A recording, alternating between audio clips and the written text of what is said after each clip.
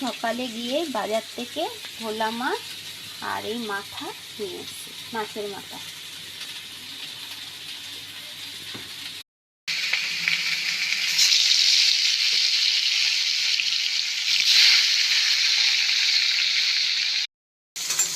আর এখানে পাঁচমিশালি সবজি, বেগুন আছে, পটল আছে, আলু আছে, কাঁকরোল আছে, বেগুন আছে, সব দিয়ে পেঁয়াজ দিয়ে একটা পাঁচমিশালি সবজি হবে।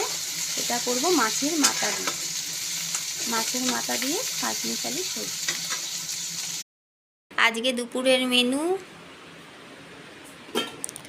পুঁই শাক আছে,